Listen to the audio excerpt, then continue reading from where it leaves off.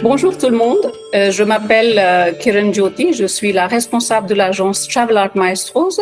Nous sommes réceptifs pour le sous-continent indien. Aujourd'hui, je vais vous parler d'une très très belle destination qui s'appelle le Bhoutan. Au départ, je vous parle un petit peu de l'agence d'abord et de mon équipe. Voilà, une petite équipe. Nous sommes vraiment un mélange de jeunes et de moins jeunes, mais très, très passionnés et avec beaucoup d'expérience dans nos destinations et aussi dans nos marchés, notamment le marché francophone, créatif, fiable et bien sûr multilingue puisqu'on parle français et anglais. Nous sommes implantés dans le sous-continent avec tout un network d'agences et d'affiliations pour vous donner le maximum au niveau de prix et aussi garantie de service. Notre expertise, en fait, nous faisons tout ce qui est sur mesure, c'est-à-dire selon le profil des clients, on vous fait des programmes que ce soit pour individuel, groupe ou incentive. Nous avons commencé Travel Art Maestros il y a 10 ans et dès le début, on avait un grand souci pour notre planète, notre engagement vert dans notre quotidien. Nous avons signé le Travel for Life, une initiative du gouvernement indien pour le tourisme durable, et on fait de notre mieux avoir ça dans nos pratiques quotidiennes. Par exemple, utiliser moins de plastique, utiliser le papier recyclable, et aussi dans nos propositions éthiques pour nos clients, c'est-à-dire dans nos programmes, avoir des engagements avec les communautés locaux ou échanger avec les ONG ou même, par exemple, des clients qui veulent planter des arbres. Donc, on essaie de proposer tout ça dans nos circuits et bien sûr dans nos choix de partenaires hôteliers qui, eux, mettent leur engagement vers plus en avant. Récemment, nous avons même été récompensés par un VETA en Inde. Voilà une photo. C'est juste pour vous dire à quel point c'est important pour nous. Voilà les destinations qu'on représente. On fait l'Inde, le Népal, le Bhoutan, le Sri Lanka, donc tout le sous-continent. Et aujourd'hui, nous allons parler de Bhoutan. Le Bhoutan, on dit, c'est au cœur de l'Himalaya, c'est niché entre la Chine et l'Inde, et c'est un pays qui est vraiment, on peut dire, l'essence du bonheur, et on va en parler un peu plus. Quand on atterrit au Bhoutan, il faut savoir qu'il n'y a pas de vol direct long courrier qui arrive au Bhoutan. L'accès, c'est via l'Inde ou via le Népal. Via d'autres régions aussi, mais nous, on propose l'Inde et le Népal. Les vols atterrissent dans l'aéroport international de Paro. Et bon, bien sûr, c'est un atterrissage vraiment spectaculaire. Il n'y a que 50 de pilotes qui peuvent le faire.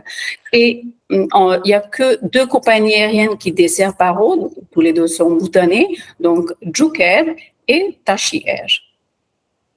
Un petit coup d'œil sur le pays, c'est un tout petit pays avec une petite population. La capitale, c'est le Thimphu.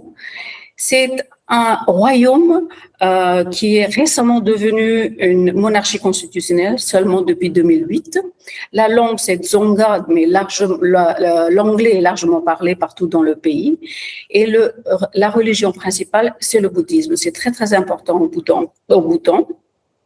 La monnaie, c'est le Ngultrum, c'est l'équivalent que la roupie indienne. Donc, 1 euro, ça vaut à peu près 100 Ngultrum. Je vous ai déjà dit, donc, l'aéroport international, c'est Paro. Les meilleures saisons pour visiter ce pays, c'est entre septembre et novembre et entre février et mai. À savoir que les températures, la nuit, sont à peu près 5 ou 6 degrés et dans la journée, ça peut être entre 18 et 25 selon les mois. Donc, très, très belle période pour visiter ce pays. Le bouddhisme est très important au Bhoutan. Quasiment toute la population est bouddhiste, qui a été emmenée par Guru Rinpoche au 8e siècle. Il est connu comme Padmasambhava, ça veut dire né d'un lotus, et il est quasiment aussi important que le roi au Bhoutan. La dynastie Wangchuck existe depuis 1907, donc aujourd'hui le roi actuel c'est le 5e roi, et Depuis 1907, en fait, c'est une évolution d'un pays qui est une monarchie absolue, isolée, et aujourd'hui, c'est devenu une monarchie constitutionnelle stable. La photo que vous voyez à droite, en bas, c'est le père actuel du roi de Bhoutan, le 5e. Donc, Bhutan Story de père en fils, ça c'est quelque chose de vraiment très, très intéressant. Le 4e roi, donc à gauche, avec ses 4 femmes que vous voyez, il est devenu roi dans les années 70 et c'était le début de l'évolution de ce pays. Il a voulu ouvrir le Bhoutan vers le monde. Donc le Bhoutan est devenu membre des Nations Unies et en 1971, les premiers touristes étrangers ont été permis d'entrer dans ce pays. Il a commencé le travail beaucoup de réformes politiques et aussi dans l'éducation, dans la santé, dans l'infrastructure, parce qu'avant lui, l'éducation, par exemple, était uniquement dans les monastères bouddhistes et lui a établi les écoles laïques. Ce travail a été continué par son fils. Le père a abdiqué en 2006 pour que le fils devienne roi.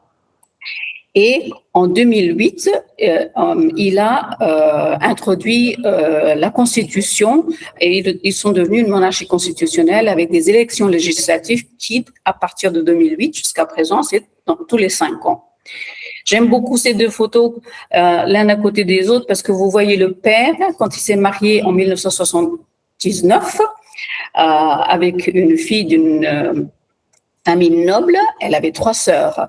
Comme les sœurs ne pouvaient pas marier quelqu'un qui n'était pas roi, évidemment, il a marié les 4 sœurs. Et il a eu 8 enfants. L'aîné, c'est donc le fils, le roi actuel. Mais lui s'est marié, il est tombé amoureux d'une fille qui n'est pas d'une famille noble et il s'est marié avec elle en 2011. Et par contre, tous les 2 se sont mariés dans le monastère de Punakha. Cette histoire pour vous dire que ce pays a beaucoup évolué dans ces dernières années, mais garde encore toutes ses traditions. Quand la Constitution a été créée en 2008, 2 choses très importantes sont mentionnées dans la Constitution. Première chose, le pays doit avoir minimum 60% de couverture forestière. Vous voyez à quel point ils sont soucieux de protéger la nature et la planète. La deuxième, donc c'est le seul pays au monde qui affiche un bilan négatif carbone. La deuxième chose très importante, c'était le bonheur des citoyens. Donc, le bonheur national brut, c'est quelque chose qui a été conçu au Bhoutan, si on peut dire, et ça vient avant le PIB. Vraiment quelque chose de très unique. Parlons d'un circuit classique qu'on peut dire pour le Bhoutan. Il faut au moins 7 nuits pour bien voir le pays. On atterrit bien sûr à Paro, on va à Thimphu, la capitale, Punakha plus loin, le Zong où sont mariés les 2 rois, Gangte, et puis on revient à Paro. La carte que vous voyez sur votre écran, donc dans le sud, c'est l'Inde, sud de Bhoutan, c'est l'Inde, au nord du Bhoutan, c'est la Chine. Donc, Paro, c'est un petit peu à l'ouest. Là, c'est l'aéroport international. La capitale, Thimphu, avec le petit étoile que vous voyez. Punakha, où est cette zone fameuse où les rois se marient. Et à côté de Wangdi, Gangte. Les distances ne sont pas très grandes. Entre Paro et Thimphu, c'est juste 1h30. Thimphu, Punakha, 3h30. Punakha, Wangdi, 3h30. Wangdi, Thimphu ou Paro, c'est à peu près 6 heures. Les routes sont assez étroites, donc bien sûr, c'est parfait pour des individuels ou des petites familles. Les groupes sont quand même limités jusqu'à 20 personnes. Alors, Paro, qu'est-ce qu'on voit de spectaculaire à Paro? Bien sûr, il y a l'aéroport international où on atterrit. Et l'image que vous voyez à gauche, le monastère du Nid de Tigre, on voit cette image qui représente le Bhoutan quelque part. Parce que c'est un monastère qui a été conçu au XVIIe siècle pour le Guru Rinpoche, celui qui a emmené le bouddhisme au Paro. Pourquoi nid de tigre? Parce que la légende veut que Guru Rinpoche est venu au dos du tigre pour méditer dans une cave. Dans ce temple, pardon, pas temple, mais monastère qu'on visite, qui est collé à la falaise, en fait, c'est à 3120 mètres. Donc, on doit monter pas mal, 3 heures à peu près. Pas méchant, quelqu'un de, assez facile à monter et descendre. Il faut être en bonne santé, c'est tout. Et on peut visiter 7 temples à l'intérieur. Donc voilà, on voit autre chose aussi à Paro, bien sûr, mais je vous parle des choses les plus importantes par ville. Thimphu, la capitale où se trouve le Parlement, où on trouve un mélange de tradition et de modernité. Vous voyez à droite, pas mal de voitures, mais c'est une capitale sans feu rouge et on voit les montagnes enneigées tout autour. Punakha, le zong de Punakha, vous voyez dans les 2 photos, et c'est dans une vallée très très fertile. Qu'est-ce que c'est qu'un zong? En fait, c'est des monastères fortifiés et qui avaient 3 fonctions. Bien sûr religieux parce que les moines habitaient là, administratif parce que les administrateurs aussi avaient leur bureau à l'intérieur, également militaire pour protéger les environs. Plus à l'est, Gangte, dans la vallée de Probjika, une vaste vallée, et c'est dans cet endroit-là qu'on peut avoir la possibilité de faire des randonnées, de rencontrer les habitants, d'échanger avec eux et même d'aller chez eux. Bhoutan, on a beaucoup d'hôtels de luxe, surtout dans les villes dont je vous ai mentionné. Donc, Six Senses ou Amankora et Como, ce sont des chaînes vraiment de très haute qualité. Ce que je voulais vous dire également pour le Bhoutan, parce que le gouvernement est très soucieux pour protéger le pays, donc ils limitent le nombre de touristes qui peuvent venir au Bhoutan. Ils ont imposé une taxe qui est de $100 par personne par jour. Donc, que vous soyez dans un hôtel de luxe, 5 étoiles, ou que vous soyez dans un petit hôtel de charme, vous devez quand même payer $100 par personne par jour. Voilà, donc voilà les hôtels de luxe qui existent. Il y a aussi Gangte Lodge, le Bhutan Spirit Sanctuary, le Pemaka Thimphu. Mais vous n'êtes pas obligé d'envoyer, ça dépend des budgets de vos clients. Il y a aussi de petits hôtels de charme, l'équivalent de 3-4 étoiles. Pour vous donner une idée de prix, de ce que ça peut coûter pour visiter le Bhoutan 7 nuits, en pension complète, avec guide francophone, les vols de Katmandou ou de Delhi inclus, et en pension complète, je l'ai déjà dit. Dans les 3 étoiles, 3-4 étoiles, pour 7 nuits, ça coûte aux alentours de 3 000 €. Et si vous allez dans un hôtel de luxe comme le Six Senses, ça peut vous coûter 10 à 11 000 €. Donc, vous voyez, vous avez pour tous les budgets.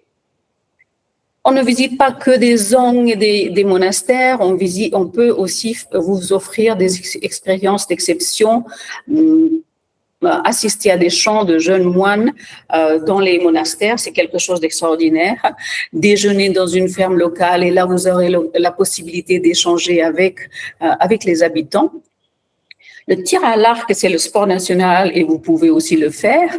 Les danses masquées dans les monastères, ça c'est notamment pendant les fêtes, des bains aux pierres chaudes. Il y a d'autres petites expériences qu'on peut vous proposer, mais ça dépend du profil de votre client, ce qui l'intéresse. Je dirais, à part la meilleure saison qu'on peut visiter, bien sûr, c'est bien si vous pouvez aiguiller vos clients pour venir pendant les grandes fêtes. Les Teshu, ce sont les fêtes locales, bien sûr, ce sont les fêtes bouddhistes, avec des danses masquées, ça dure environ 3-4 jours, et ça, c'est à l'intérieur de ces forts, ces zongs. Paro, donc à Paro, c'est mars-avril, les dates changent tous les ans parce que c'est un calendrier lunaire, et à Thimphu, c'est au mois d'octobre. C'est bien si vos clients peuvent venir à ce moment-là parce qu'ils auront la possibilité de voir la population locale dans tous les vêtements traditionnels et aussi échanger avec eux. Voilà. Je voulais vous donner juste une petite aperçu de ce pays qui est extraordinaire.